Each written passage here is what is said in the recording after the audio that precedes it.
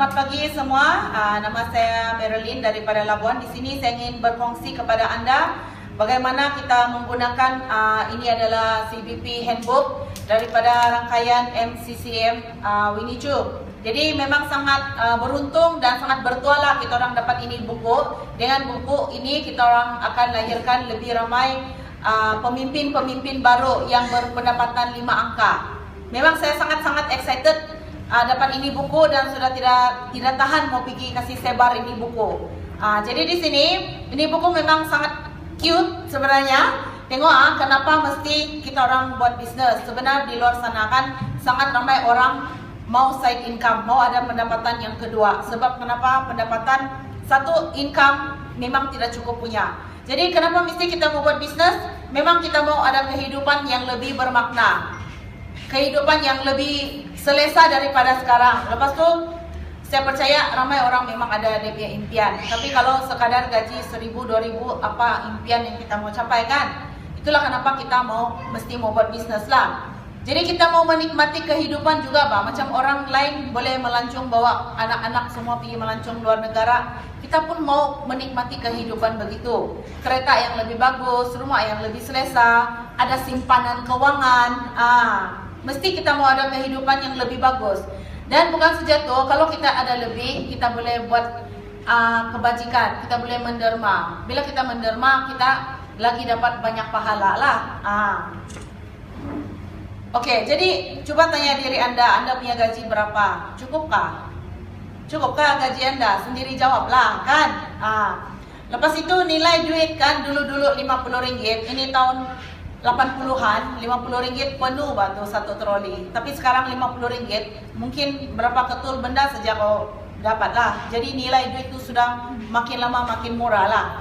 Jadi kita tengok ini sebenarnya contoh gaji seorang pegawai bank. Dia punya gaji pada tahun 2010. Dia punya gaji 1,800. 4 tahun dia kerja, dia ada kenaikan pergi 2,800. Artinya dalam 4 tahun dia naik 1,000. 1 tahun dia naik RM250. Jadi rasa-rasa RM250 itu macam banyak. Saya dulu kerja 1 tahun gaji saya baru naik RM70 saja. Ada orang kasih tahu saya gaji langsung tidak naik 5 tahun kerja. Jadi macam mana pun ini pegawai setahun 250 dia punya gaji naikkan, selama 4 tahun sudah dia punya gaji 1,000 naik. Macam banyak, kita dengar macam banyak saja. Dari 1,800 naik pergi 2,800 macam banyak. Tetapi sebenarnya sangat dahsyat. Kalau kita tengok rumah, nilai rumah, tengok rumah teres saja yang 450,000, after 4 tahun lah, sama juga macam gaji dia lah. After 4 tahun jadi 890,000, dekat 900,000 rumah teres saja. Kamu boleh nampak dia punya beza. Kau punya gaji baru naik 250. Sedangkan itu rumah punya kenaikan dekat pergi mau dekat 900,000 sudah tu rumah. Daripada setengah juta mau pergi 900,000 tu rumah. Jadi jangan rasa seronok kalau ada naik gaji. Ini pun 250. Kalau kita, coba kita tanya diri kita, berapa kenaikan kita punya gaji? Okey, ini lagi kan memang sangat dahsyat lah. Sebab rakyat Malaysia yang makan gaji 80% adalah gaji 3,000 ke bawah tau. Kau boleh bayangkan, ini buku kan kita boleh, ini bisnes, boleh bantu begitu ramai orang di luar sana. Jadi 80% orang gaji di bawah 3,000, kita boleh tolong dia orang. Okey, ini newspaper juga cakap 50,000 orang pada usia yang muda sudah bankruptcy, tidak cukup. Okey, seksa hidup dikelilingi hutang.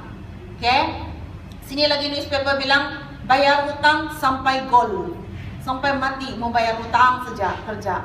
Okey, ini ada lagi satu newspaper, hutang halang masuk syurga. Nah, bahaya tuh dengar begitu, bikin takut. Kan kita mau coba kasih langsai hutang lah. Kalau ada lebih memang kita boleh garanti, memang bolehlah kita kasih langsai hutang. Dan lepas tu ini kita tengok pendapatan isi rumah. Kalau pendapatan isi rumah 3,000 lah, mungkin laki bini kerja jumlah 3,000. Mungkin laki saya kerja, bini tidak kerja, ada 2 anak, pendapatan 3,000 lah katakan. Sewa rumah mungkin 500. Lepas tu ada kereta mungkin 500.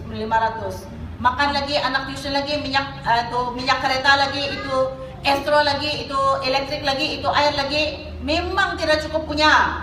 Kalau 3.000, sini kan sudah kena buat kajian. Kalau gaji kau 3.000, sebenarnya dia bilang ada negatif 1.300. Negatif 1.300. Just imagine. Kan, tidak cukup kalau 3.000.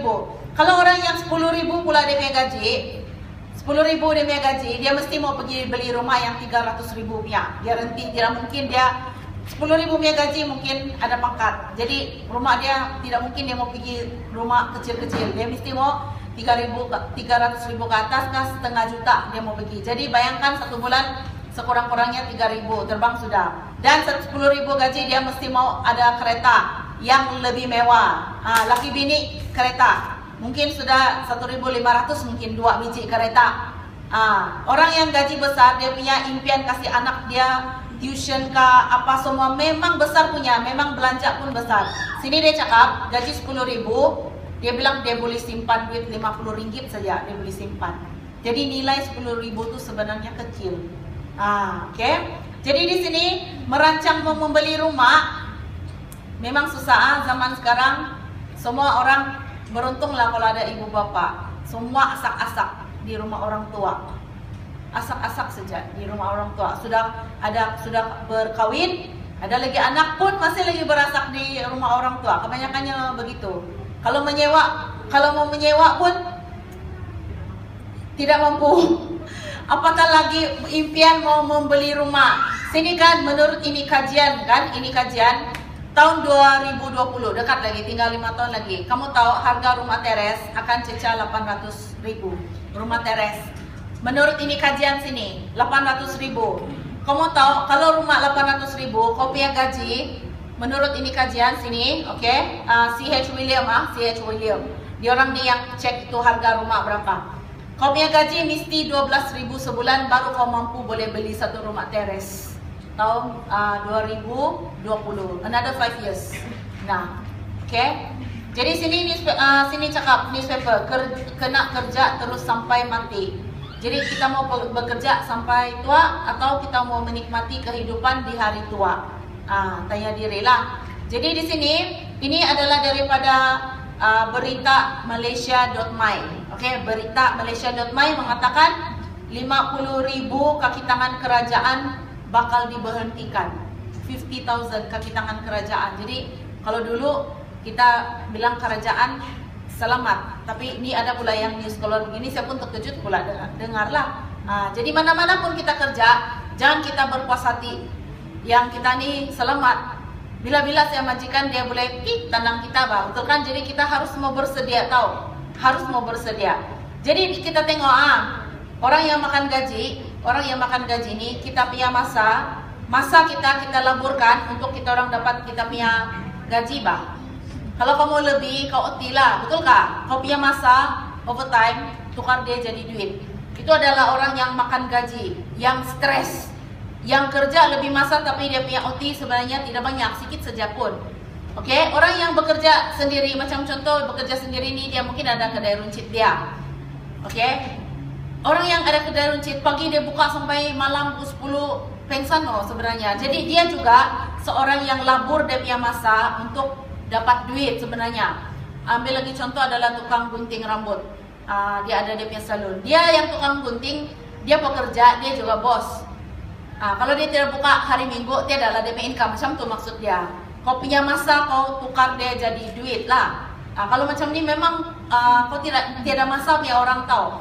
Dan satu lagi, inilah yang berniaga. Macam kita ini adalah Elken, kita adalah berniaga. Maksud dia di sini orang ramainya kita punya rangkaian, ramainya kita orang punya income. Maksudnya kau bukan labur, kau punya masa sampai berjam-jam untuk mau dapat income. Tapi kau mendidik orang, membimbing orang ramai. Ramainya rangkaian kau, besarnya income kau. Jadi unlimited. Kalau yang melabur masa, kau hanya ada 24 jam. Kau hanya ada 24 jam. Kau tidak boleh kasih ganda kau punya masa. Tetapi dengan melakukan bisnes, terutamanya bisnes MLM yang kita buat sekarang, gandaan orang boleh gandakan kau punya masa, maka itu boleh gandakan kau punya income. Bila kau punya income sudah berganda, kau boleh masuk dalam kategori menjadi seorang pelabur. Kau sudah ada modal, kau boleh melabur aset yang beberapa aset satu persatu lah bah. Bila kau sudah ada kau punya modal, kau boleh tiap-tiap tahun melabur rumah. Ini adalah duit money make money. Money make money. Bermaksudnya itu rumah yang kau beli, yang kau labur, kau boleh kasih sewa. Artinya money make money. Kau just imagine kan, 10 years from now kau buat memang sangat berbaloi. Kalau kau ada 5 biji rumah lah kasih sewa. 5 biji rumah kau kasih sewa, satu rumah 1.500 ke 2.000. Bukankah kau sudah lenggang-lenggang? Memang tiap-tiap bulan ada 10.000 masuk. Macam begitu. Make money, make money. Jadi pelabur. Jadi sekarang nih kita orang ada dua pilihan. Kau mau teruskan kau punya kehidupan yang ada sekarang, kau sudah puas hati, ataupun pilihan yang kedua kau mau rebut peluang dan kau mau berubah. Tidak mau berubah atau mau berubah. Hanya dua pilihan sajalah. Jadi misal kata sudah bilang saya mau buat bisnes. Jadi apa bisnes yang kau mau buat? Persoalan dia apa bisnes yang kita mau buatkan. Dan lepas tu berapa modal yang kita perlukan. Jadi kita tengok contoh di sini, mungkin ada orang mau pergi berjual baju kah di pasar malam. Mungkin ada orang mau bilang dia mau buka kedai runcit kampung-kampung di rumah saya mau buka kedai runcit lah konon begitu. Tapi ini senangkah? Cok kita pikir, senangkah? Berapa modal? Kalau kedai runcit ada satu kawan 100.000 sudah dia terbang, dia bilang dia buka kedai runcit. Dia bilang saya belum lagi nampak apa-apa, 100.000 sudah dia labur. Saya pun macam tu kah? Lepas itu sekarang ni adalah era franchise. Kalau boleh, kalau kau ada duit, saya mau buka franchise punya sebab sudah dikenali ramai bah. Kalau cakap itu yang burger yang paling sedap satu dunia kenal punya tu, sedialah kau 2 juta. Kalau itu ayam goreng yang paling sedap satu dunia kenal pun kau sedialah 1 juta. Sebab dia punya jenama sudah dikenali. Kau tinggal kasih sedia duit, memang laku punya, tapi modal dia pun kau lah 2 juta, 1 juta, setengah juta begitu. Sekarang adalah era franchise. Mau tengok jenama. Jadi sekarang kenapa kita mau pilih Elken? Elken ini sudah dikenali ramai dia punya jenama. Jadi orang pun tidak ragu-ragu. Oke, jadi kenapa kita mau pilih buat ini bisnes Elken? Sebab kau tidak perlu pun terlampau pandai. Tidak perlu terlampau pandai. Yang tidak sekolah pun boleh berjaya buat ini. Yang anti-anti tidak sekolah darjah 3, darjah 6 pun boleh juga buat ini bisnes. Lepas tu kau tidak payah mau ada kedai untuk simpan kau punya barang, tidak payah. Oke, sebab kau tidak perlu juga mau ada pekerja, tidak payah mau simpan stok di rumah. Lepas tu dia boleh dikatakan tiada risiko kerugian, tiada kasih kau bankruptcy atau blacklisted bila kita buat ini bisnes. Kita hanya pergi mana-mana, buka mulut, buka kedai. Semua sini ada mulut. Boleh buka mulut? Buka mulut, buka kedai. Macam itu. Mana-mana pergi, cakap non-stop. Jangan mau ada rasa malu-malu lah. Mr. Seng bilang, drink coffee, tell story, make a lot of money. Jadi kopi-kopi lah. Kopi-kopi lah bersama kawan di kedai kopi. Macam begitu. Mari kopi-kopi, lama setia bercerita. Jadi di sini kan Elken ini satu company yang begitu kukuh sekali. Kita adalah company yang nomor 1 di Malaysia, MLM nomor 1 di Malaysia, yang sudah 3 tahun berturut-turut kita sudah company nomor 1. Bukan itu saja, kita orang adalah top nomor 50 di dunia. Jadi memang sangat membanggakan lah, oke? Dan kita di Elken ada di 9 faedah. Salah satu dia kita orang ada tabung rumah. Elken bayar selama 20 tahun. Elken boleh bayar tabung rumah kita boleh sampai 6.000 satu bulan.